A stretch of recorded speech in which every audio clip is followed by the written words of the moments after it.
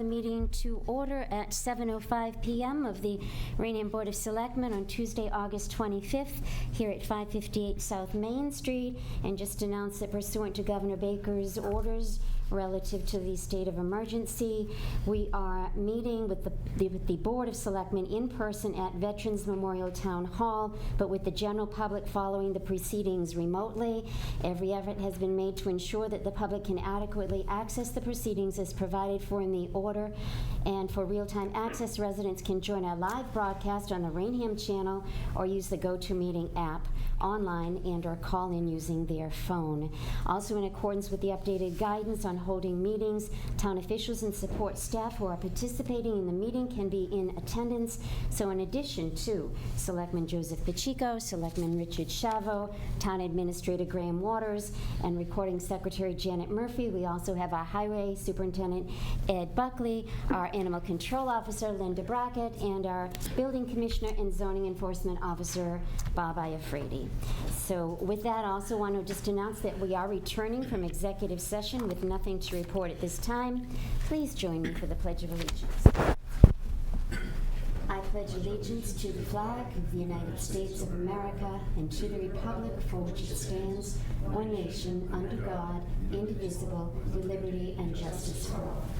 Thank you very much. Our next agenda item is the acceptance of minutes. And we have minutes of the August 6th special meeting, which was interviews of health agents, applicants, the August 12th meeting, which was a meeting in executive session on personnel matters, and the regular meeting on August 13th. Do we have a motion to approve? Motion to accept all three. Motion to accept as printed. Second by Mr. Chavo. Any discussion? None. All in favor? Aye. All opposed? So voted. And also we have department heads, committees. First up is Liz Mora, our Council on Aging Director, and I believe Liz is joining us online. Yes, I am. I'm joining you remotely. Hello there, Liz. How are you? Good. How are you all tonight? Good, thanks. The floor is yours. Thank you. Did you all receive my memo that I sent out to you regarding updates of the COA and the services? Yes, we did, but if you could just review it for all of our viewers. Sure. I'd be happy to. Let me read it. The Raynham Council on Aging, Raynham Senior Center, is adapting to the new world we are living in because of COVID-19 and using what we have at our disposal to disseminate information to people. Pardon me. There are 6 initiatives here, or programs, that I want to mention as you have them on your memo. One is, the first is Neighborhood Guardian. This is an initiative with other departments and organizations involving volunteers vetted and certified who will be in neighborhoods to check on seniors living in single-family homes. The grab-and-go lunches are going to be in collaboration with Bristol Elder Services, offering lunches to be picked up from the senior center and eaten off-site. Chat calls. We've already begun this, and it is simply calling seniors to chat about things and to let them know we are thinking about them and to see if they need anything from us. The COA webpage is updated regularly with links to virtual programs offered by Bristol Elder Services. It also has movies, exercise classes recommended by MCOA, the Mass Council on Aging, state and federal notices for seniors, emergency bulletins about things such as scans and other information.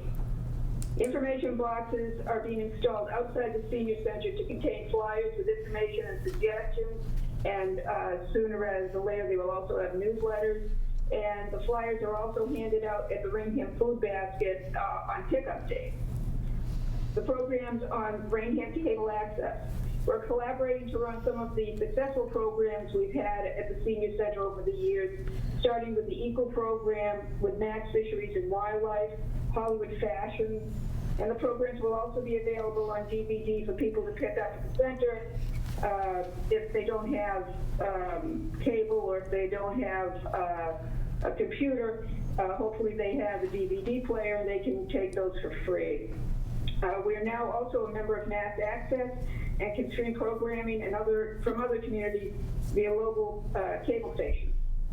We maintain regular contact with the Mass Councils on Aging, Bristol Elder Services, the District Attorney's Office, the Mass Office of Elder Affairs, and with senior centers in the area, the region, the Commonwealth, and the nation, checking out what other centers are doing and considering if it will work for us here in Raynham. The COA would like to request 2 town service cell phones for the purpose of servicing clients remotely. The phones would be used by the Shine Counselor, who will be working remotely, and the director. We're requesting the phones for security reasons involving the use of employee personal cell phones. And I thank you for your consideration of all this, and I'd certainly like to be asked any questions, and hopefully I can answer them for you. Thank you, Liz. Do we have any questions? Mr. Pacheco? I do. Liz, question for you. Yes. I was approached by a few seniors who've told me that there's no movement on the SAVE program, and I was wondering if you could fill us in on that. Is that accurate? Well, the SAFE program basically, Joe, happens when we are given jobs to do. When, like, let's say one of the town departments has an opening and they need somebody to help them, that's when the SAFE program people are used. I don't know if it's because of what's happening right now about COVID and about, you know, trying to keep people safe. We've had no requests from departments for people from the SAFE program. Okay. If the board's amenable to it, I'd like to have the administrator remind department heads about the program. I think now more than ever, the SAVE program can play a critical role in senior citizens' livelihood. They could have lost their jobs. They could have been depending on the unemployment assistance, which has been reduced by that $600. And I think the town has an obligation to that population to try to assist them. And so if there's no objection to it, I would motion to immediately send out a directive to department heads reminding them of this policy and program and asking them if they have any availability. And do we have a second to that motion? Second by Mr. Shavo. Yes, did you want to comment, Liz? Yes, I just wanted to say that I had previously had the SAVE applications for residents on the webpage, and I also had the sections that the department heads would need to fill out. So I can very easily put that back on our webpage if you'd like. Yeah, I think that would be more than appropriate. Taunton alone has a 21% unemployment rate. We have a sizable problem here. So. All right, thank you. And there's a motion on the floor. All in favor? Aye. Any opposed? So voted. Anything else, Mr. Pacheco? I would motion to approve her request for the 2 cell phones with the caveat that, what? It's already in the works, the 2 cell phones. Okay, so we don't need to do that. Well, I would say with the caveat days that she's working remote to have the office phone forwarded to the cell phone to ensure that our vulnerable population has a resource available to them. Okay, do you want to make that as a motion? Yeah, that is a motion. And second, any further discussion? Hearing none, all in favor? Aye. Any opposed? So voted. Anything else, Mr. Pacheco? That's it, thank you. Mr. Shavo? Okay, I think that's it, Liz, unless there's something else you want to tell us. Thank you so much. Do you need volunteers for your, for reaching out to our elders? Well, we actually have several people that are going to be coming in when the summer's over after Labor Day. They're going to be coming in and they're going to be doing the chat calls with us. And we're also have people who volunteer to do the grab and go lunches. Excellent. And we've been working closely with the food basket. It's been a great partnership with us because they've been getting information out for us when people come and get things picked up. And we've also been guiding people there from the office to join the food basket. We've had several seniors who have gone over. But we can always use people, Pat. I mean, we can always are willing to talk to people and have them help us out, particularly now that we're starting to do things like the grab and go lunches, and hopefully there'll be other things we can do going forward, including the neighborhood program we're talking about. Yes. As the winter comes on, I mean, we not only have the COVID and the flu season it will be happening, but also the winter itself, to try to get people assistance within their own neighborhood. And that will always, is always something we can use people for. Excellent. And what's the number to call you, Liz? My number is 508-824-2740, and of course they can go onto the town's website, to the COA webpage, and find my email address out there, and also other information about the senior center. Excellent. Thank you very much, Liz. Thank you to all the selectmen. Thank you very much. Yeah, you take care now.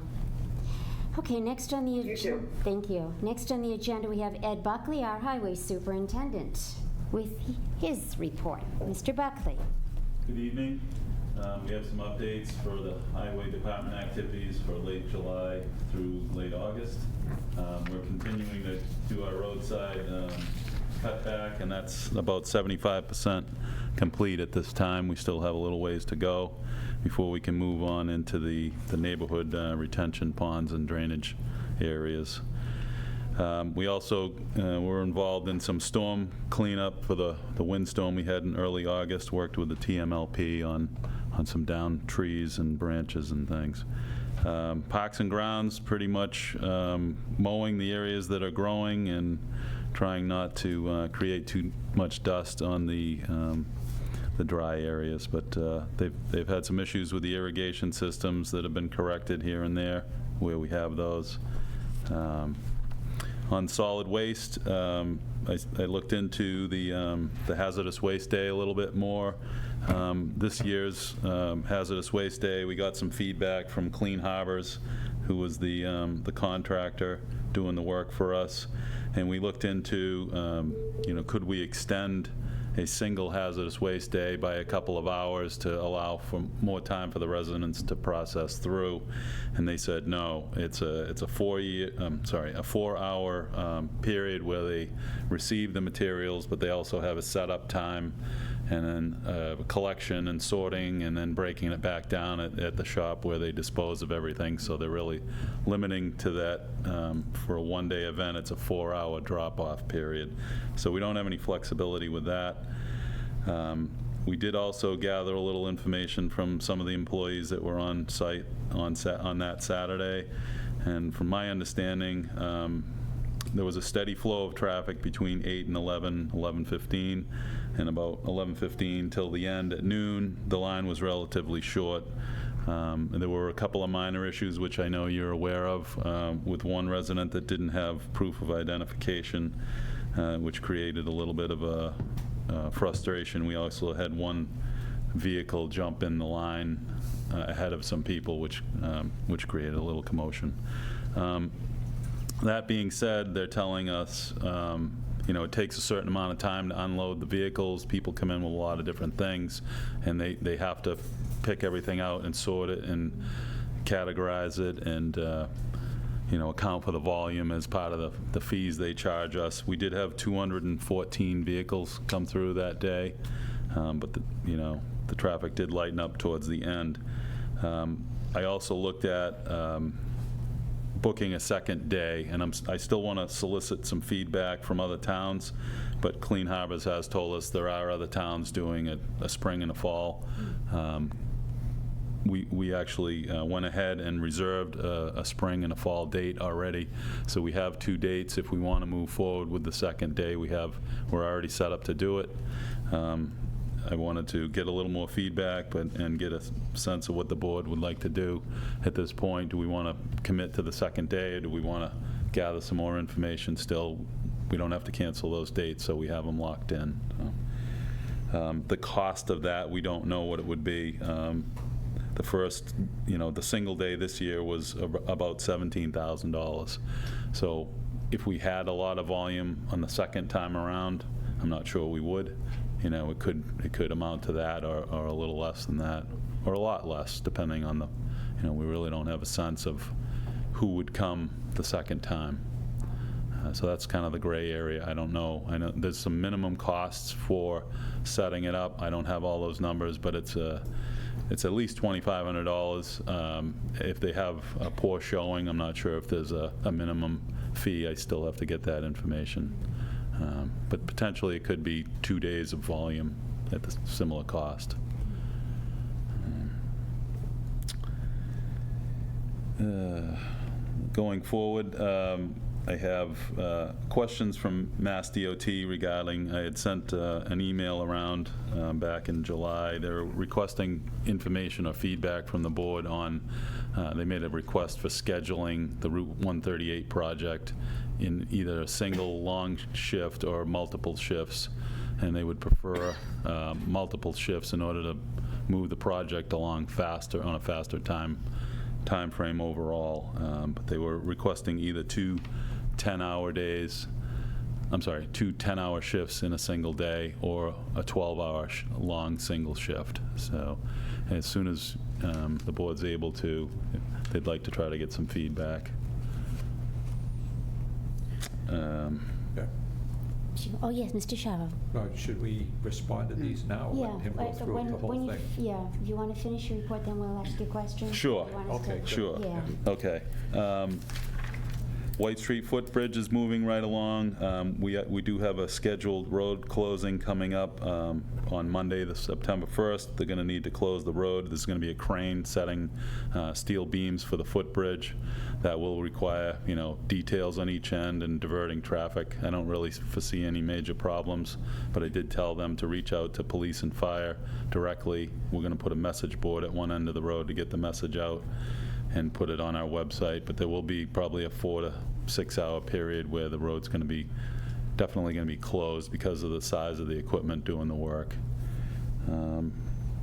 Mill Street Bridge will be postponed until 2021 due to permitting delays with Mass DOT or the waterways permits. Gardner Street, we have some issues on Gardner Street we're addressing. The MassDOT has requested we put up some barricades to protect the sides of the existing bridge. There's some concrete walls that are showing movement over time. And so those barriers are going in place on Thursday along with some safety barrels, similar to what you see out on Route 44 near the town line over the 24 heading towards Lakeville. It'll be a much smaller system, but that's going up. We're also getting a proposal on the actual design for that bridge, and that'll be going on through the winter probably. So we'll be working with MassDOT on that design as well. With that in mind, I wanted to suggest to the board that we consider adding a sidewalk through that area eventually from North Main Street and pass through the water area and then terminate before the 90-degree turn, so at least it would allow pedestrians. There's a lot of foot traffic in that area for fishing, and there's also, I notice a lot of runners coming through there.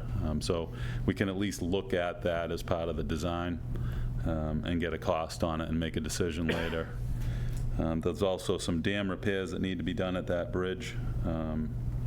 There's an existing old outfall system that was abandoned and is blocked up but leaking some water underneath, so we have to also look at that. Pleasant Street school zone area. We had talked, I think, previously about putting in new flashers in the school zone. I just wanted to ask the board a question on the speed limit through there. Over the time I've been here, there's been some questions as to whether it's 20 when flashing or 20 all the time. There are a couple of 20-mile-per-hour speed limit signs before you get to the flashers that have been in place for some time, and I was told that it was voted to be that speed limit all the time. I just wanted to put that out there before we make improvements there, that if we're going to have that be 20 all the time, or if we're going to reduce the speed and then have it 20 just when the school's signs are flashing.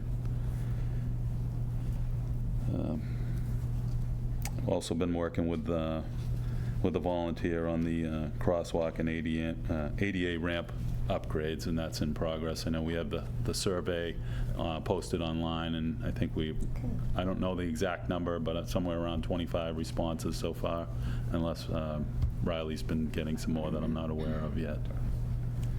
I think that's it. Wow, that's a lot. Sorry. A lot of work to do. Mr. Pacheco? Yeah, a couple things. Glad to hear about Gardner Street. I know that's a project you and I have talked about for a while, and I have full support of that and hope the board will join me in supporting it, because I think it's a worthwhile addition to that neighborhood. People are fishing there now. It's not the most safe conditions, and I think this would clean it up a little bit, but also add for safety for recreational fishing. Regarding 138, I would personally favor the 12-hour shifts for the same reasons we discussed on North Main Street. There's still some residences there, and we want to be respectful of them and the need for them to sleep. And hazardous waste day, you and I had talked about that after Mr. Shiver had brought it up last week. And in our packets, I had requested Graham draw up an article for an additional $2,500 to be able to do a second hazardous waste day to get the ball rolling with that. Thank you. Mr. Shavo? Well, let's see if we can take them by the point. I think the upgrade around where the fishing certainly would second that. I think it would add a lot of safety and a lot of improvement in the overall appearance of that area, which in a sense almost becomes the central part of the town when you think about it. So certainly that. I do have a question on the length of the shifts for the 138 project. If we went to 12 as opposed to 210, how much longer does the project take? Can you give us an estimate of that? I can tell them that you're requesting that information. They didn't really give me a duration, any direct information on the total duration of the project with one schedule versus the other. I'd kind of like to know that because Mr. Pacheco's point is well made, that's the 12 hours certainly less disruptive, but on the other hand, if the cost to getting that benefit is it's going to triple the length of time, I'm just picking a number, then we have to subject the town to a rather inordinate length of time for the project. So I think it would be helpful to be able to compare the amount per day against the total time the project would take. Okay, I'll make that inquiry. I know they had talked about trying to do the longer shifts in more of the business areas versus residential, and the project is broken up into different locations, so we'll try to get some more clarification on that. Well, there's another point, which another dimension to this, and that is if there can be a distinction between the residential, which the 10-hour, the 12-hour would certainly be, as Joe has indicated, and we could bifurcate this and do the 12 in the residential and the 210s in the commercial. That might be the best of both. I totally agree on that one. As far as the hazardous waste goes, if I may, I think it's a move in the right direction to plan for the second. The costing is a little bit concerning. If $2,500 is the minimum cost, one would hope that is rationalized by the number of people. Although I have to tell you, Ed, as I mentioned in the last go-around, I had a number of comments about the waiting time. Okay. I had about 4 or 5 of them, which is a lot in our world, at least in mine.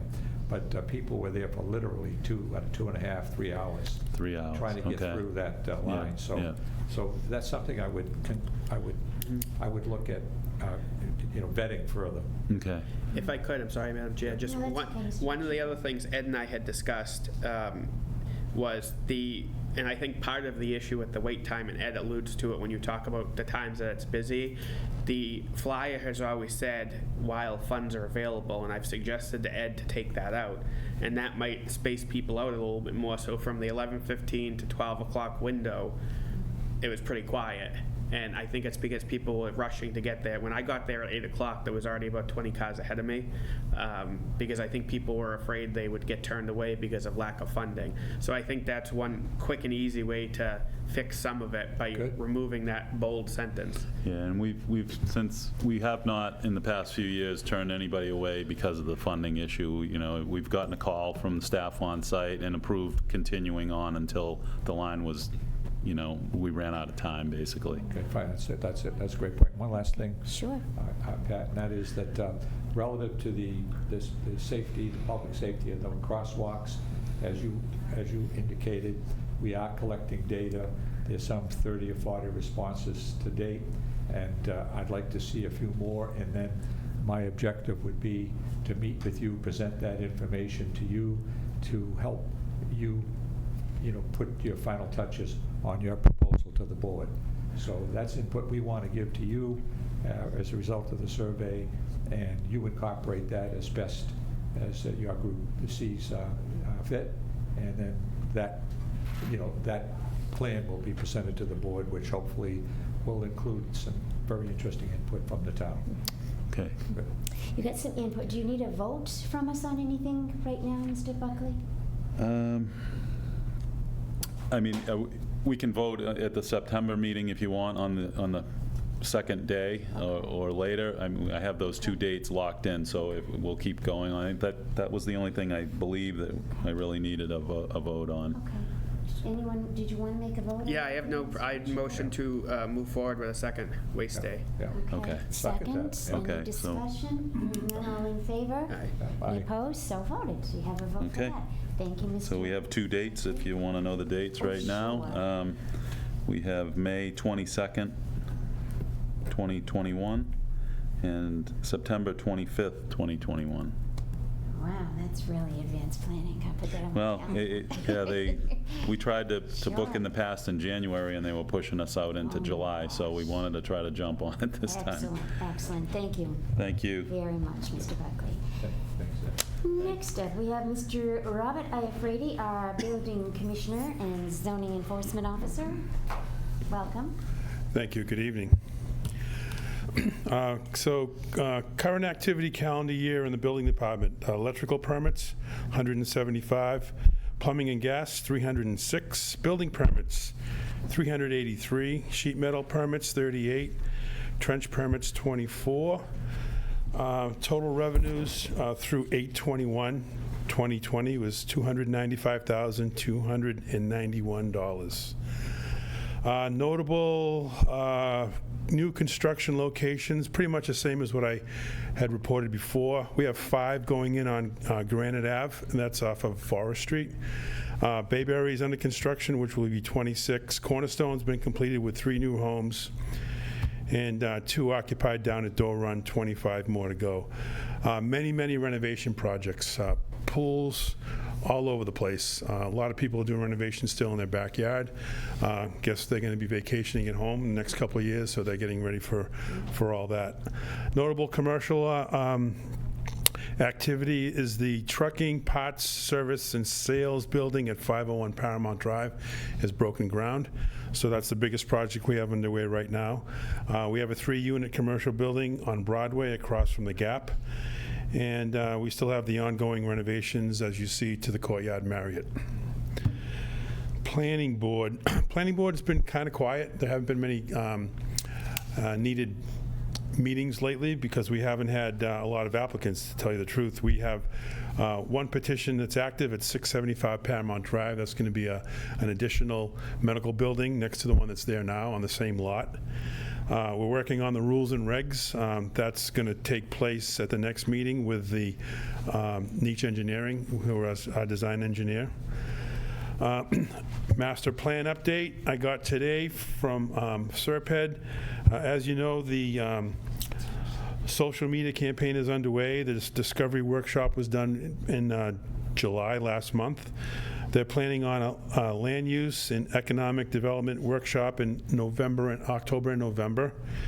And if anyone has any information or would like to participate, go to the town's website, and there is a website for the master plan that you can share your thoughts with on that website. Public Safety Building Committee. We had a meeting today with the design engineers. We're waiting to finalize the numbers for the design architect, the contract. Hopefully that'll be done at the next meeting. We're still waiting to finalize the land. Unfortunately, that's been a stumbling block for us. We had some issues with someone who was going to donate some land who decided not to donate, so now they've gone back to try to find some more land owned by Mr. Noblin that will make up the additional land that we need to give back to the state. And hopefully it'll give us the land that we need to construct or design the building on, I should say. That is my report. That's a lot, too. Anything, Mr. Pacheco? No questions, thank you. Mr. Shavo? And I have none. Thank you. Thank you very much. Thank you, Bob. And next we have Linda Brackett, our Animal Control Officer. Good evening. Welcome. Hi, thank you. So I'm going to talk about calls from August 1st until today. Had a total of 122 calls. It depends on the time of the year. The calls kind of go in waves. Like in late spring, it's a ton of fox calls, and other times it's different things. Right now, it's a little bit of everything. We had 3 dog bites. 3 dogs that I had to take to Lakeville that we picked up that we couldn't find the owners.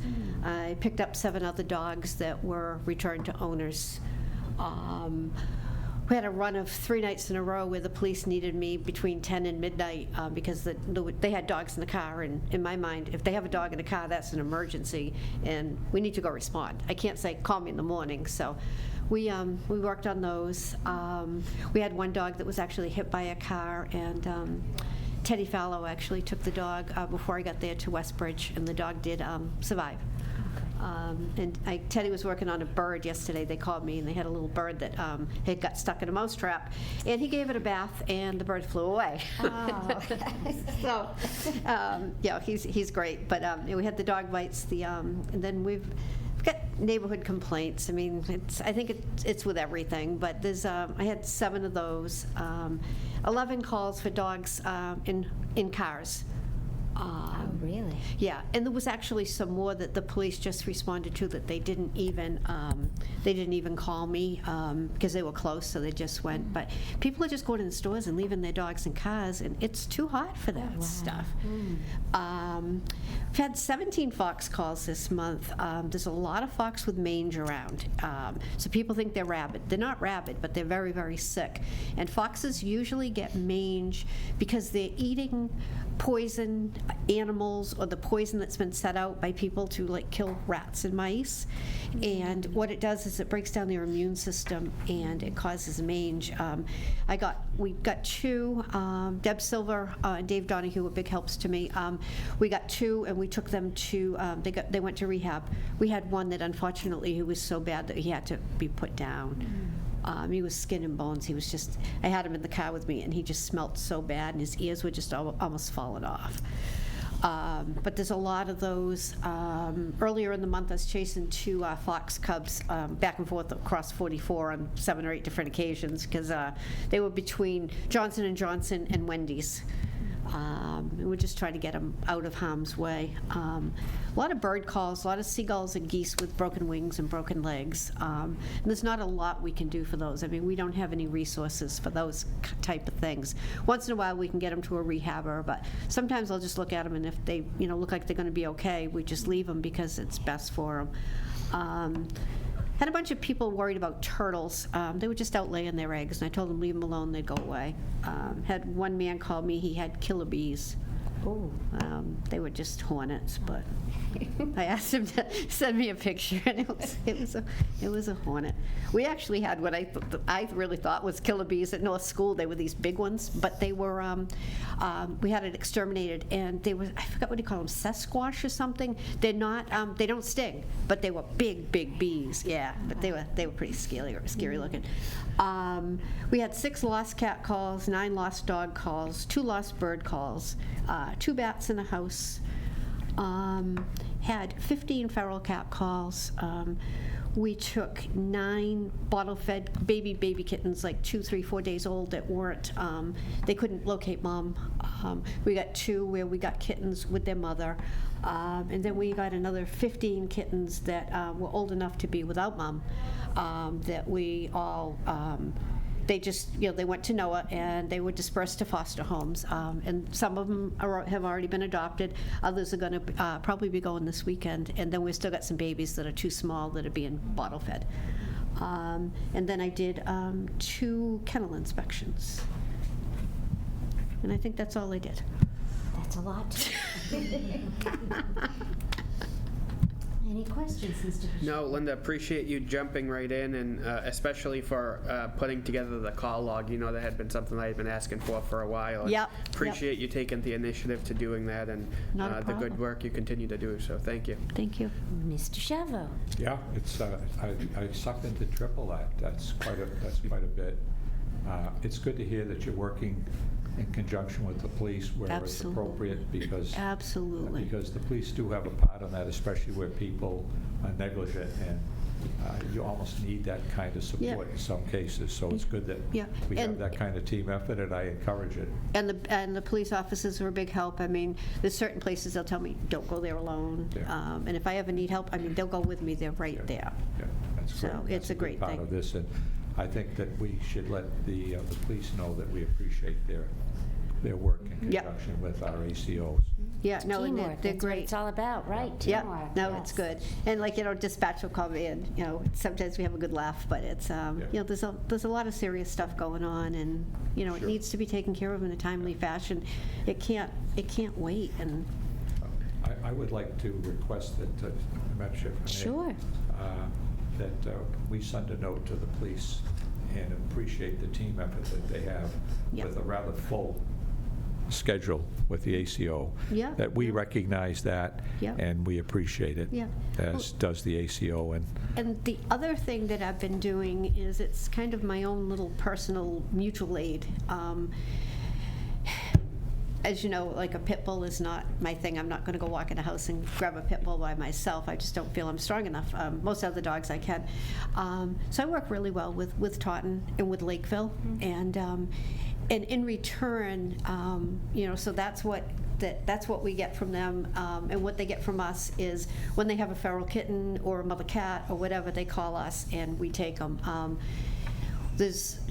I've taken probably 15 from Taunton in the last 8 weeks, but I mean, I can always call, Manny or Doug and say, hey, I need help. I can always call Dave Freites and say, I need help, and they're right there to help me. So it works both ways, and Good. it's working well.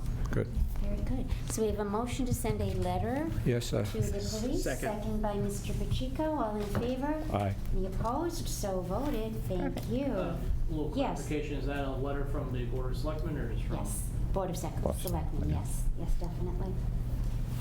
Okay, let's see, next on our agenda, we have no appointments or public hearings, discussion, special town meeting warrant, and I wanted just to kind of bring that to everybody's attention, that we are moving toward a special town meeting, and the date for that is September 14th. And that's a Monday at 6 o'clock at the Raynham Middle School. I believe our town moderator is hoping to have that outdoors, as we did our annual town meeting, if that's appropriate. And I think we did mention earlier, I think Mr. Pacheco, you had to give our Bristol County mosquito control a call to see if it can be sprayed. The area is close to that as possible, so hopefully we don't have that. I just wanted to, I believe, Graham, are postcards being sent out to do Yes, attention? they went out Monday. Okay. Yes, ma'am. Postcards mentioning that, Yep. yes. And I just wanted to, just for information, to let people know what we're talking about here. There is most of them are articles that were rescheduled. I guess postponed isn't the right word, but rescheduled or continued from the annual town meeting because of the fact we were dealing with the COVID-19 virus, which we still are. But on Article 1 is to see if the town will vote to authorize the Board of Selectmen to petition the general court. Basically, it's to increase the number of selectmen from 3 to 5.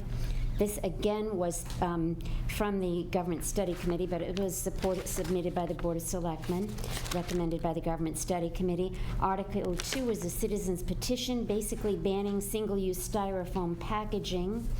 Article 3 is also and that citizen's petition was not from the Board of Selectmen. You wanted to make that clear, Mr. Pacheco. Article 3 is to amend the zoning bylaws, and that basically is to eliminate single-use plastic bags. And again, that was a citizen's petition. Article 4 is to see if the town will vote to create a town bylaw that requires elected town officials to attend the annual town meeting, fall town meeting, and any special town meetings. Again, not, is submitted by the Board of Selectmen, but not endorsed by the Board of Selectmen. That was a citizen's petition, as was Article 5, and that is to see if the town wants to create a bylaw where offices with a 3-year term shall be limited to a total of 4, offices with a 5-year term shall be limited to a total of 3. At some point, I would hope maybe we can put this on the town website where the warrant, if we could do that, so people can check that out and see what, since the whole warrant is not being mailed out. And then, of course, we have the article from the school district to see if the town will vote to raise and appropriate and/or transfer the sum of $11,973.25 for the purpose of repairing a sinkhole at the Merrill Elementary School, and the request by the planning board, still working with the wording a little bit, Mr. Pacheco, but to see if the town wishes to vote to amend the Raynham zoning bylaws to create the position of associate member for the planning board. And the 1-year position will be appointed by a vote of the Board of Selectmen, and also any vacancy in the office would be filled by a joint vote of the Board of no, excuse me, not a joint vote, a vote of the Board of Selectmen. And so our town council is still looking into that for the specifics on that, but to include that as well on the warrant. Is there anything else, Mr. Pacheco? Couple questions. What postcard were you referring to, Madam I Chair? believe Graham. The town sent out postcards alerting everybody to the date and time and location of the special town meeting. Is there a reason why the board didn't vote on that or get it told to us? Typically, we vote on expenditures, and I knew nothing about it till right now. It was a recommendation by the town moderator to send out a postcard to notify instead of instead of mailing out the entire warrant. I think Should it's, it come to us yeah, I think it's fine, but again, we have protocols and practices that continue to not be followed, and the board needs to be consulted on these. Do we just want to make a motion to endorse that at this point, Mr. Pacheco, just so that it's on the record? I'm not going to make that motion because the expenditure was already spent without our approval, and I don't know the Well, legality. it did come on the recommendation of the town moderator, so, Mr. Chavo, would you be interested in making that motion? If it, It's to notify the citizens, obviously, that there is a special town meeting, and I mean, if it I helps. understand it was a request of the town moderator. Yeah, so what is the motion? Just that we endorse the action that was taken. Yes, I'll make a motion, we endorse it. I'll second that. Okay, any discussion? None. All in favor? Aye. Any opposed? So voted. Thank you. Yes, Mr. Pacheco. Yeah, also on the town meeting warrant, Article 6, I had went through all these articles. Yes. Because one of the things that I had said when we agreed to do this was they have to appear as they were submitted. There are some spelling changes that were made on this that were not submitted that way on the original article. So I think the town administrator should go back and submit it based upon the wording that was submitted by the petitioner. And then I alluded to earlier Article 8, I'm requesting the board include that, the $2,500 for the second hazardous waste day. What is Article 6? Article 6, the term limits. Oh, okay. Yeah. All right, thank you. So I don't know how there's Article 8 is the hazardous waste day. Yeah. And what is Article 7? Which article? To raise and appropriate for the schools. Article 7 is for the schools. 7 is for schools. All right, we're on the same page. So with those changes, I'd motion to accept and close the special town meeting warrant. Okay, and second? Yes, I'll second that. Any discussion? Hearing none, all in favor? Aye. Any opposed? So voted to close that, and we will get the final draft to approve at our next meeting, hopefully? Yeah, I mean, assuming it's based upon those changes, because we had to close it tonight, but yeah, if you want to vote on it again at the next meeting, that's Just the fine. wording, I think, once town council gets back to us Sure. about that article. What other than the spellings? That was it on that. Yeah, and They we'll- have to be as they were submitted. Okay, all right, and so next we have, we're ready to discuss anything else with the planning board associate No. member? We've No. discussed that. Discussion and/or action, or open space for Raynham Preserve and Raynham Preserve East. You had given us some information about that, Mr. Waters? Yeah, give me Your 1 second, report. please. Are we looking for a recommendation to support the Conservation Commission? Madam Chair. Yes. So the Conservation Commission is looking for support from the Selectmen on the Raynham Preserve East agreement, which is modeled off of the Whippoorwill Woods agreement. I've had discussions with the Planning and Building Department staff, as well as the Chair of the Conservation Commission, Dave McRae, regarding the Whippoorwill Woods agreement, and that was with a separate developer. The developer of Raynham Preserve and Raynham Preserve East is Long Built Homes, and the developer of Whippoorwill Woods is D'Angelo Builders. The only thing that Raynham Preserve and Raynham Preserve East is looking to emulate after Whippoorwill Woods is the agreement and how the agreement is laid out. Additionally, it was discovered that after the stop work order for the Raynham Preserve developments can only be lifted after the state receives a copy of this agreement that the Conservation Commission will enter into with Long Built Homes for Raynham Preserve and Raynham Preserve East. Madam Chair, motion to approve. Second. Second. Any Madam further Chair. discussion? Hearing none, all in favor? Aye. Any opposed? So voted. Thank you. Next is discussion and/or action, animal control and assistant animal control officer. Okay, I guess the board had invited two candidates, and they are both here. No. They're calling in? So No, they're here. Oh, they're here. I was not aware that the interviews were taking place tonight. They were invited, they got an email, and Oh, they were okay, invited. all right. Who would they get an email from? From Deb, I believe. Okay.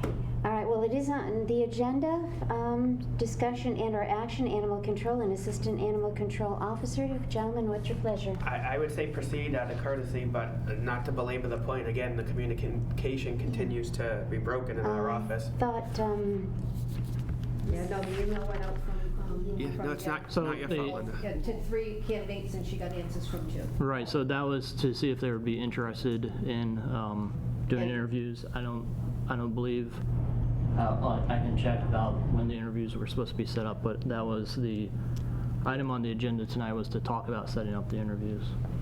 The interview invited him, the email invited him to the selectmen's meeting tonight at 7. It did, okay. It did. All right. all right, so if they are here. They then are here, If yeah. you want to ask them one at a time to come in and stand at the podium, Yep, perhaps? do you have preference of who first? No, you just tell us who we're getting. Doesn't matter to me. All right.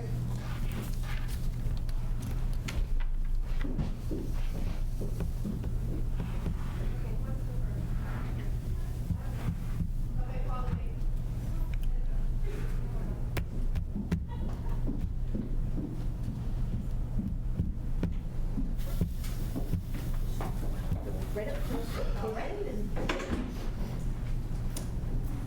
Welcome. If you could just state your name, please. Hi, Carrie Morgan, but everyone calls me Riley. Okay. And tell us why you're interested in the position, Carrie. So I used to be an animal control officer in Seacock, and I miss doing it. And when this spot opened up, I was interested because it's much closer to where I live, and I just really miss the job and being able to rescue animals in a different capacity than I do now. Anything else that you want to tell us? You have some questions? Trying to think. I don't know. I've worked with animals for over 15 years now. In what capacity? So I started when I was a kid. My parents bred golden retrievers, so I grew up just with a lot of animals around, kind of in a farm setting. I started working for a rescue when I was 15, and from there I worked my way up to rescue manager. We specialized in rescuing fighting dogs, so my background is in like aggressive dogs, which is not what a lot of people are willing to take on or handle. Kendall, and now I am a certified trainer, and I work for a rescue in Andover, and I work remotely as their behaviorist and returns coordinator. Mr. Pacheco, do you have any questions? Yeah, Riley, appreciate you coming in. As I'm sure you know, we did the reorganization. Linda's our new department head, animal control officer. Yes. And I think one of the more important things to me is getting somebody who's going to complement Linda's skills and abilities, but also take some of the pressure off of her, because she's been a one-woman show for quite some time, and I think she needs the help. You have some familiarity, I understand, with Linda? Yeah. Okay. Yeah. And how do you see the dynamic between the two of you in terms of a working relationship and what you can bring to the table to support her? Yeah. I love working with Linda. I met Linda 3 or 4 years ago now. She had picked up a cat, and I took him in as a foster, and he became a therapy cat for my nonprofit. And ever since then, we've kind of collaborated on some rescues. We've run or bounce ideas off of each other when it comes to rescue or animal control. I know with her schedule is kind of the opposite of what my schedule is, so in that sense, we're kind of a yin-yang, so that works well for us. And I think our personalities complement each other, and she knows a lot more about cats than I do. But I also have, I think, presumably more dog experience. So I think in that sense, we also complement each other as well, in that my strengths might be her weaknesses, and I know that my weaknesses are her strengths. Good. And I know, having looked at your resume in the past and what you said at the outset, you've been in the animal control position in the past, and you did that for a few years. Yes. Have you stayed up to date on the curriculum and state and federal laws? So on federal laws, yes. With curriculum, no, because most of the continuing ed things that you have to be a current ACO. But You see no issues getting up to speed? No problem at all. No, I mean, I stay up to date on the new legislature, and I follow the ACOs that are working with, like, Mass Animal Fund and ACOM on the updated cruelty laws and things like that. Great. That's all I have. Thank you. Thank you, Mr. Pacheco. Mr. Chavo? Yeah, just a quick question, Riley. You talked about your schedule complementing Linda's. Could you explain a little bit more about what that flexibility is? Yeah. So in both of my positions with the rescue and as a private trainer, I make my own schedule. So in that sense, I kind of have the best flexibility possible. But I know that Linda is working for someone to be on call when she can't be. So I know that our schedules kind of complement each other in that sense. But I am never really in a place where I can't stop what I'm doing. And I guess that's kind of like a luxury that I have. So the ability to make my own schedule, I think, is a benefit, because I can schedule around when I'm on call. Okay, good. That's all I have, Madam Chair. Thank you. Anything else you want to add? I don't think so. Thank you very much Can I for... ask one question? Oh, sure, definitely. Riley, we were just talking about it in another context. My big thing is being available for the police department. Yes. If they call me and they have a dog sitting in the back of their cruiser, I don't want, they don't want to hear, I'll be there in 2 hours. Yep. They've heard that many times, but they don't want to hear that. So I really feel that it's very, very important to respond to them very quickly. Say the call was here at Town Hall, just as a point of reference. How long would it take you to be able to respond to a call? Took me less than 20 to get here today, and that was with rush hour traffic, so 15 tops. Sounds good to me. Thank you. Okay. That's my only question. Okay. Thank you for coming in. Thank you for having me. All right. Okay. Thank you. You're welcome. Thank you. Thanks. You do that, Lisa. All right. Thanks.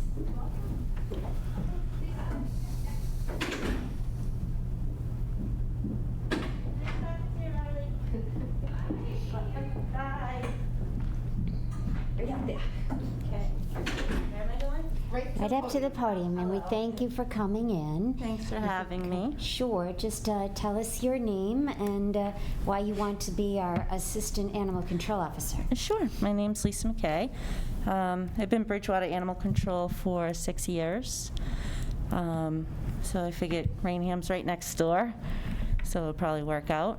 And I enjoy the job a lot. It's more of who I am than what I do. So. that's why. Okay. And how much experience have you had? How long did you say? 6 years. 6 years. Yeah, Okay. I've gone to 4 different certification courses. Yeah, so. Mr. Pacheco, do you have any questions? So you said you're the ACO in Bridgewater presently. Yes. Do you have an assistant ACO there? I do. Okay. Yep. How do you feel that will translate to being the assistant ACO here? Do you see any conflicts with that? No. No? Okay. No. And in terms of your responsibilities and time commitment in Bridgewater, do you see any conflicts or obstacles to that? Nope. Okay. One of the things that my aim is to accomplish in filling this position is to get somebody to complement Linda's skill set and talents, but also take some of the pressure off of her because Right. she's been a one-woman show for about a year now, Yeah. and she needs some assistance. How do you see that dynamic playing out, and what do you think you offer to the table to assist her? Well, I definitely offer experience in all kinds of handling of dogs, cats, dangerous or not. I know liability issues. I'm very aware of what we can and cannot do and what red tape we have to, go through. So I could offer her that, and I've known Linda for quite a while, so I don't feel there would be any issue with her telling me what to do or how to do my job.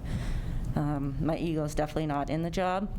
I find if it is, it's not really great for the community if you're all ego. So I just try to stay humble and keep my head down. Great. Thank you. That's all I have, Madam Chair. Thank you, All Mr. right. Pacheco. Mr. Yes. Shavo. Thank you, Madam Chair. So I'm curious, in your position as the ACO in Bridgewater, how is it that you're able to have the flexibility on a moment's notice to break free? I mean, if you had a call from there and a call from here, you're the top, I shouldn't say top dog, but anyway, you're the key person Yeah. there. You're secondary here. How do you navigate that? That's what I'm curious about. Well, since I used to help other people in other towns as well, and I noticed that thankfully 2 hectic things didn't happen at once. But Bridgewater isn't like a 9 to 5. It's not a scheduled job. It's do your calls and, answer for the police when needed at a full-time basis. So 24 hours on call, basically. Okay, thank you, Madam Okay. Chair. Thank you. You're welcome. Anything else you want to tell us? No, I don't think so. Okay, Linda, do you have any I questions? have one question. My big thing is being available for the police department. I Yeah. feel that, if they need us, we need to be there. Yep. If they've got a dog sitting in the back of a car, I'm not gonna tell them, we're gonna be there in an hour. Oh, yeah. Say the call was here at Town Hall, just as a place of, a point of, contact. How long would it take before you could respond to a call, say at Town Hall? If I was working in Bridgewater the hours we discussed. That'd be- And say it's a night or a weekend? If it's a night or a weekend, most likely I'll probably be in Easton because I'm taking care of my grandmother. So Okay. maybe 25 minutes. Okay, all right. I didn't hear the times because of the mask. Maybe about 25 minutes. I'm sorry, am I supposed to be wearing this or do Whatever you want to figure You know, it what's the out. Okay, call, so- yeah, I'd rather take it off then. I'm sorry, so the time again, I couldn't. It would probably be about 25 minutes. Okay, Now, thanks. if you were home, you're in what, Freetown? If I'm at home, I'm in Swansea. It'll be You're in about 40 minutes. Yeah. Yeah. Okay. But that would be something we could discuss about hours too, so make sure I'm always in this vicinity. Yeah, because it seems to me lately, everything happens between 9 and midnight. Oh, all the time. Yeah. Yep. Yeah. Absolutely. I have the police radio on, so when the phone rings, I already know when I'm up. Sometimes I'm up and dressed before they even call me. So, Yep. because I want to get out the door and get to where they are. Yeah. Like a few weeks ago, we had a dog that was hit by a car on 44 right by Walmart. Oh. But we had a wonderful police officer. He scooped that dog up and took the dog to Westbridge, and Oh, I that's just met him great. there. But That's great. yeah.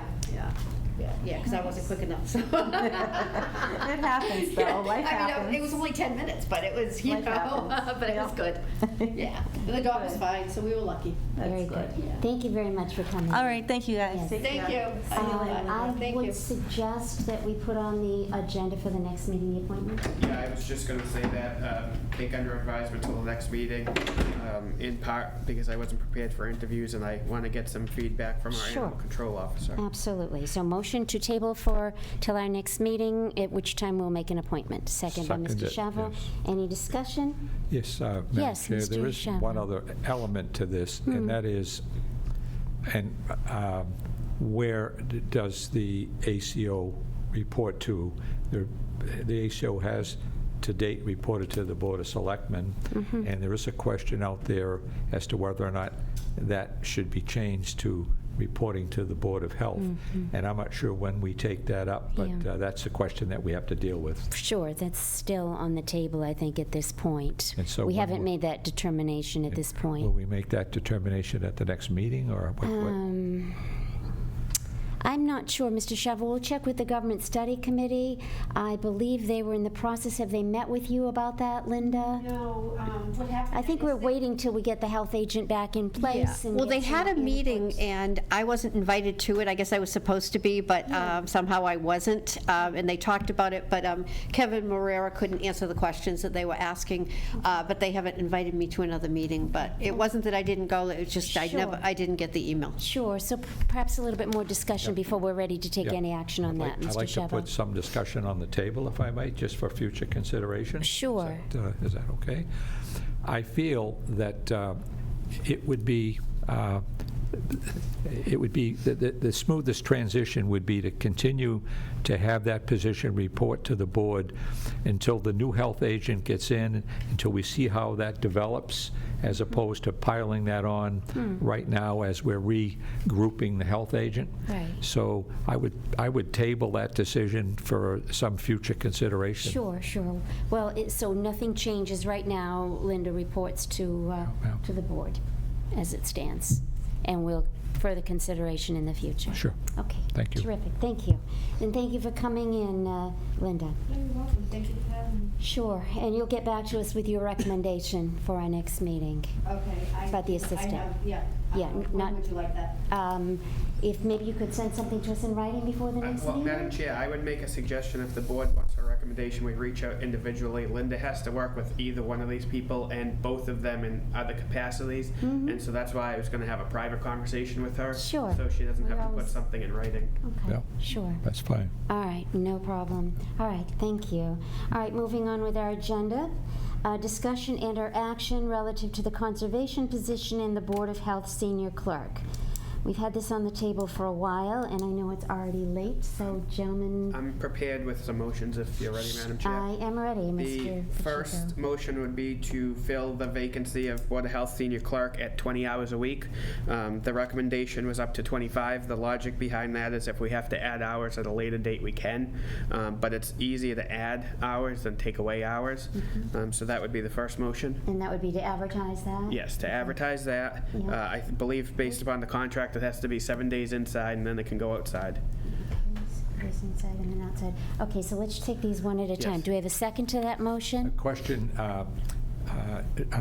is the 20-hour-a-week position, is that a full-time position? Well, you're eligible for pension and benefits, but it's not considered, full-time's, I think, 33 and a half here. Okay, but you are eligible for Yes. the benefits? Yeah. Okay, well, that's what I mean by full-time. Yeah. So that being said, I would Any other second that. Second. Yeah. Any discussion?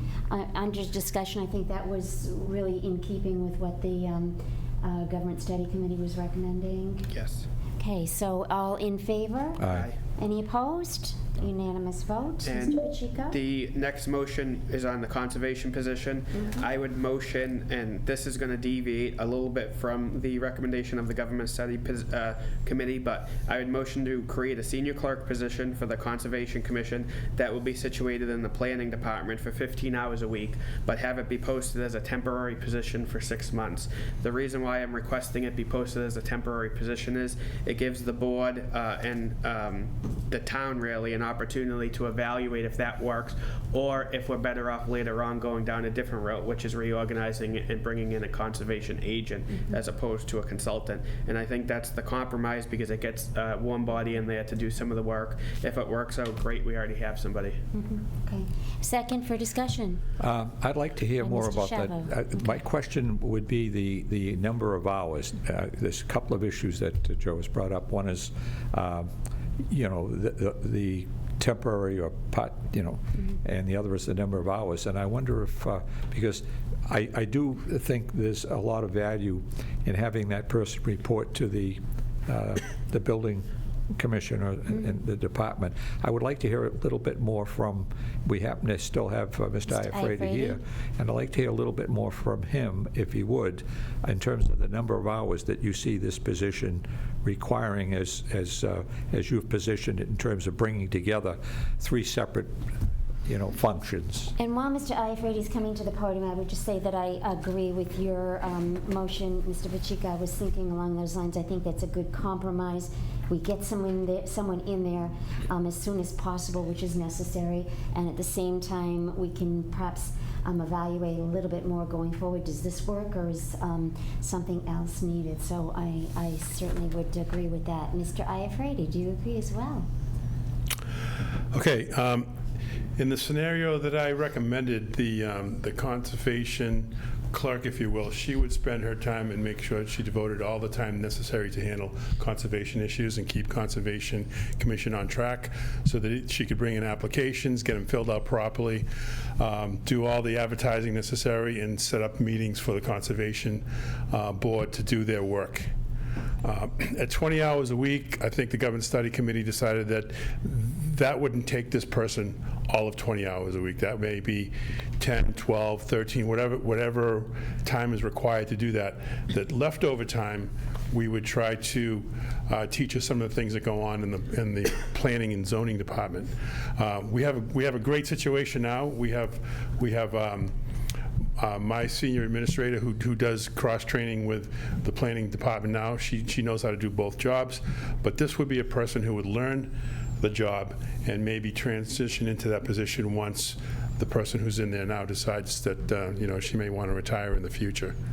So do you take 10 hours and do 10 hours of conservation work? No, you don't. You take the work in as it comes in, but you focus on getting conservation stuff done. Whatever time is left over, there's plenty of things that we could cross-train this individual to do. So in the future, we won't be left with no one in that department that doesn't know what's going on. Well, my question, if I may, Yes, Mr. Shavo. is what's the total realistic amount of time with the Concom and the cross-training? In other words, realistically, I mean, is the total amount of time for a short period, or, number one, or is it an ongoing amount of time for cross-training? Do you know what I'm saying? Is that a one-time thing, or is that an ongoing type of thing? Well, the chairman of the Government Study Committee, John, he put some numbers together based on conversations he had with Gail that was in that department before, and also the Board of Health agent. So they were throwing numbers around the 8, 10, 12 hours a week that's conservation related. So at 20 hours a week, there may be 8 or 10 hours a week that we can devote to, it's tough to use the word cross-training, but to do other things in the department so everyone knows what's going on and they can fill in for each other. Mr. Pacheco, your motion was for just clarification, 20 hours? 15. 15 I said hours. 15 and temporary. 15 hours. Okay. So, but again, partly the logic being, if you need to add hours, you can. Right. It's a lot easier to add than it is subtract. The 15 sounds like it's reasonable based on, the 10 to 12 plus some ongoing, crossover training. The concern I have about the temporary is I think it's going to be pretty hard to recruit a person that really fits the bill who is looking at a temporary position. The 15 may be a little bit challenging, I don't know. We could try that, but I don't see any reason, I don't see any advantage in saying temporary. We can always change the person's tenure with the town if the board so decides, or if it comes down. So there's nothing, I don't think, to stop us from saying, hey, in 2, 3, 4, 5 months, this hasn't worked out. We need to reconsider, what this position consists of. But I would start off, I think we'd have a better chance of finding somebody that might fill the bill if we say, here's a job, and if it doesn't work out, we change.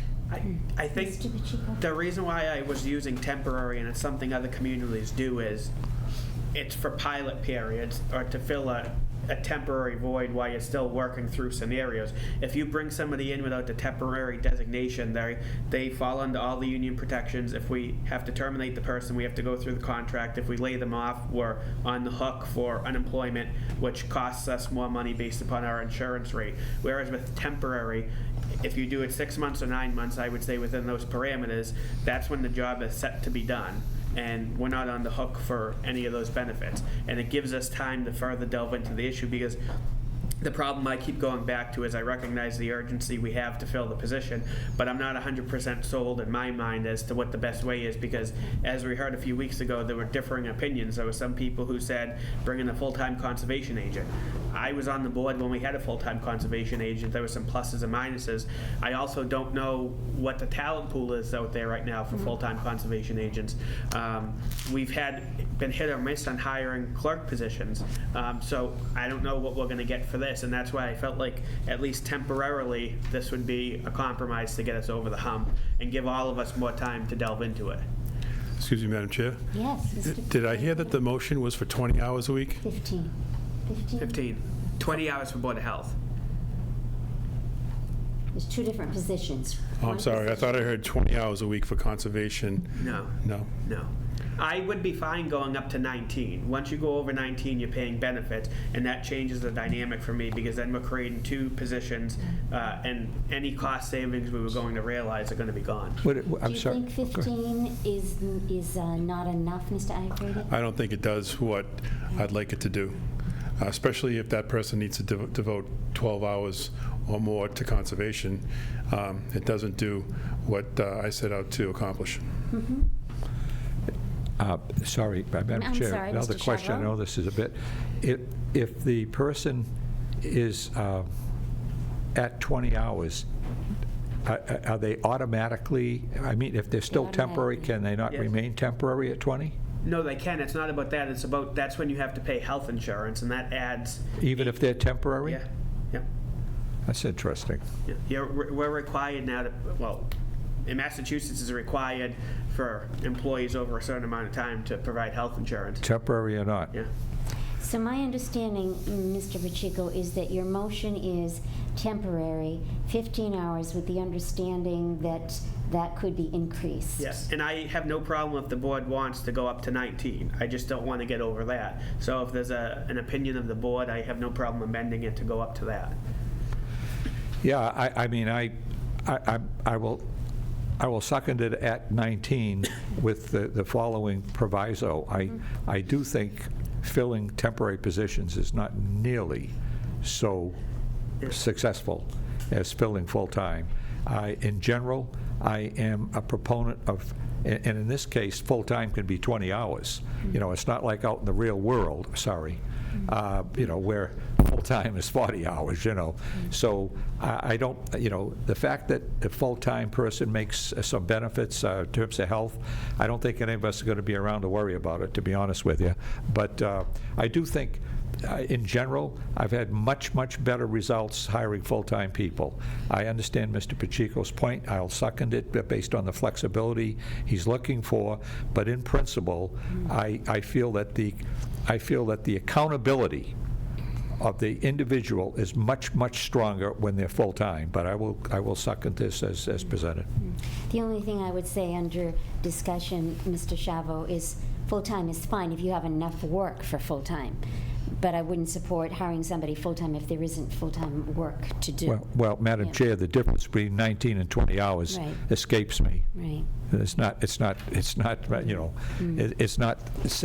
It is enough. significant dollar-wise, I believe, though. So then your amended motion? I'm Mr. fine with 19 hours based upon Mr. Shivo's request. Okay, so it's 19. Any further discussion? None. Hearing none, all in favor, well, let's do roll call. Mr. Pacheco? Aye. Mr. Shavo? Aye. Chair votes aye. It is voted. And we will advertise that as well. Okay, next we have here Jean Charles Class 2 dealer's license, which I believe we approved last week with the understanding that it would be in conjunction with the building commissioner's recommendations. And we have a letter here from Mr. Mr. Burns. Mr. Yeah. I have to. Burns, oh, here it is, no, I have it, thank you.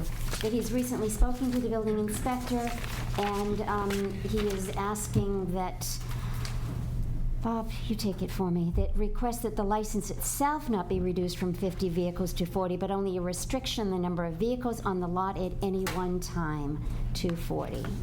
Mr. Iafrate. So I had a conversation with the gentleman who applied for the license, and I asked him to supply me with a plan. I think I may have shared the plan with you. It was very, very rudimentary. It was. No, you actually had a plan. Did you get that? No, we didn't get the. Okay. Well, it was hand-drawn slashes. It didn't make any sense. It was done on lined paper. It wasn't a professionally made plan that showed parking spaces. So I did my own inspection of the property. I took some measurements. I came up with 40 vehicles. So I talked to Mr. Burns, who's actually the property owner, not the person looking for the license. And he told me I told him what the concern was with the last person who was in there. There were just too many cars that were flowing onto the Route 44. He told me he couldn't control his tenant, and he agreed with me that there were way too many cars on the property. So I told him my calculations came up with 40 cars. And he was okay with 40 cars, but what he's asking for is to limit the license to 40 on premises, but give him a 50-car license so he can have cars in other locations that tied into his license, and I don't have a problem with that. I also told them if they can submit a professionally made plan and it shows that they can handle more than 40 cars, then at that point I can bring it to you and we can adjust the number. I don't think we have to take a vote, Madam Chair, because we had said based upon the building commissioner's recommendation, so I would defer to Bob on that. Yep, I agree. So that being said, I would agree with his request to give him a license for 50 used cars and limit the on-premises to 40. For the record, but we said we would go along with your recommendation, so right. Thank you very much. Moving into new business, Mass DOT Project Route 138 Broadway. And I believe, Mr. Waters, you said someone wished to call in at this time, is that correct? This is from Derek Roma, Yes. I believe. Should be on the And line. I don't know, are you there, Mr. Roma? If he called in, he might need to unmute, Okay. and that would be by hitting *6. You need to hit I'll *6 send to him a unmute Mr. Roma. But I'll just go over his letter here. It says, as we've discussed, we're beginning to reach out to abutters that are impacted by the Route 138 improvement project, and there are a few town-owned parcels that will be impacted because some are vacant and do not have formal location addresses. I've referenced them in the table I created using the tax parcel ID number. I also included the deed reference where it is known. As mentioned, there are 2 parcels which may be owned by the town, but we have not been able to find a source deed to verify the ownership information. Parcels Gilmore Hall and the cemetery are therefore labeled as owner unknown. Mr. Roma, are you with us? He might have ended because it's pretty late. Yes. If the board would like, I have his cell phone number here. I can call him and put him on speaker. I think the easy way to resolve this is to put him in touch with town council, because I Okay. think all they're trying to establish is that we own the properties. I know we own Gilmore Hall, the cemetery, I'm fairly confident, but it shouldn't be challenging to do. Okay. So I think that's a quick and easy solution. Okay, very good. If we can do that, Mr. Waters, we'll be all set. Okay, then we have a junk dealer's license renewal, Rose's Used Auto Parts on Motion 1 to East Britannia Street. Motion to approve by Mr. Pacheco, second by Mr. Shavo. Any discussion? All in favor? Aye. All opposed? So voted. Also a junk dealer's license, Hanush Jewelers, 500 South Street West. Motion to approve. Motion to approve by Mr. Pacheco, second by Second. Mr. Shavo. Any discussion? None. Hearing none, all in favor? Aye. Any opposed? So voted. And we have Lions Club, a one-day liquor license for September 18th. We have received approval from the Park and Recreation Motion to Commission. approve. Motion to approve by Mr. Pacheco, second by Mr. Chavo. All in favor? Aye. Any opposed? So voted. We also have a letter from Mr. Robert E. Brown concerning an agreement for an audit. I believe we are going to, Well, I know Mr. Waters is looking for us to table it. My proposal would be to enter into agreement for a 1-year contract, not a 3-year contract, and that would give us time to work through editing it. I don't want to get into a position with a crisis going on where we can't get an auditor and then we can't do an audit. So my motion would be to engage Mr. Brown for a 1-year period, which again would give our in-house team the ability to refine the description and put it out to bid for next year. okay. Do we have a second? I'll second Second it. by Mr. Chavo. Any discussion? Mr. Waters, do you want to weigh in on that? Just say that the current contract that we have goes for this fiscal year. So the 1-year contract would be for FY '22. Okay. All right, well then I'll withdraw that and Yeah. motion to table. Okay, and Yes. second to That's a good table. point. Yes, table it. He's got a year left as it stands. Sure. All in favor? Aye. Any opposed? So voted. We have a petition for acceptance of Christina's Path as a town way. I believe, Mr. Waters, you just notified me that that's going to the planning board? Correct, yes. Okay, so we don't need to take. Madam Chair, if I could, we just have to forward it to them, so I'd motion to forward to the planning board and the highway department. Okay, very good. Thank you, Mr. Pacheco. Motion to forward to the Highway Department and Planning Board, second by Mr. Chavo. All in favor? Aye. Any opposed? So voted. We also have Raycam, a request. We're waiting for something from Kevin Ellis, the chairman of the Cable Commission, so I'd ask for motion to table. Motion to table, but before any action, town council weigh in as well. Sure. And so that'll come back to us in any Yes, case. We'll get the letter from Mr. Ellis. Second on the motion to table. All in favor? Aye. Any opposed? So voted. Town Administrator's report. Thank you, Madam Chair. The DLS Financial Management Review is currently taking place. It's been kicked off. Interviews are being coordinated with financial staff, board, and committee members. The selectmen will be contacted about being interviewed by the DLS staff in the near future. The capital budget process has begun. Call to departments has gone out to submit their capital requests for the fiscal '21 capital budget and for review by the Capital Planning Committee. I'll be working with Treasurer Collector Mike King and Brendan Loftus, the chair of the Capital Planning Committee, to coordinate meeting times and assembly of the capital requests. The next Selectmen's meeting is Tuesday, September 8th at 7 p.m. right here in the Don McKinnon Meeting Room of Town Hall, 558 Main Street. The public will be able to participate in the meeting on the web via the GoToMeeting platform or by watching Raycam, the Raynham Channel on Verizon or Comcast, or also on YouTube. The special town meeting again is scheduled for September 14th at the Raynham Middle School at 6 p.m. Thank you. Any questions from Mr. Waters? No questions. We next have Selectmen's report. Do you have anything, Mr. Pacheco? Just curious if the letters to the liquor establishments have been sent out yet? Yeah. They have. All right, that's all I have. Thank you, Madam Chair. Thank you, Mr. Chavo. And just a reminder that early voting is taking place at the Senior Center this week through Friday. And if you don't get a chance to do early voting, by all means, September 1st is the voting at the Raynham Middle School. And I believe that's from 7 a.m. to 8 p.m. Next, we have correspondence, DEP notice waterways application to replace, maintain the bridge over Swamp Brook. Swamp Fox, right? And I think this is just... Forward just to interested parties in town. Okay, very good. And is that a motion? Yes. Okay, motion Seconded. second. All in favor? Aye. Any opposed? So voted. We also have a letter here for Gold Childhood Cancer Awareness Ribbons by Paul Laporte of Bridgewater.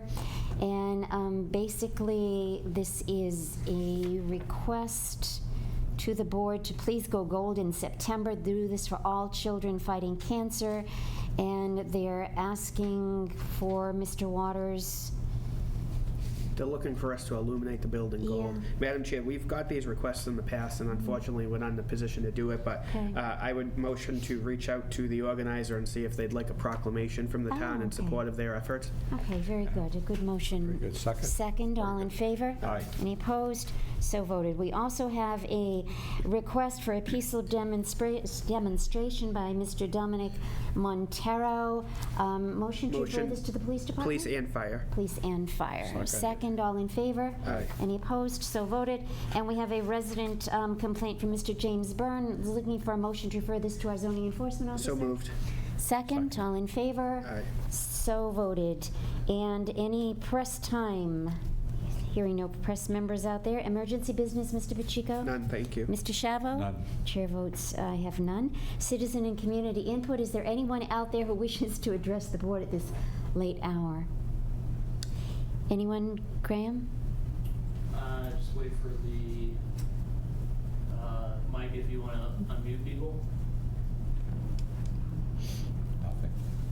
Okay, we're all set. Performance of administrative duties. Approval of the Town of Raynham invoice and payroll warrants. Motion to approve. Motion to approve by Mr. Pacheco, second by Mr. Shavo. All in favor? Aye. Any opposed? So voted. Motion to approve the Raynham police invoice and payroll warrants. Motion by Mr.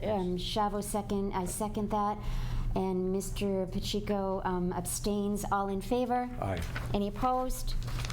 So voted. Motion to adjourn it. Oh, my gosh, Motion to adjourn, sign the bills, no 8:30 business thereafter. Thank you. Second by Mr. Second. We are adjourned. Thank you all for hanging with us.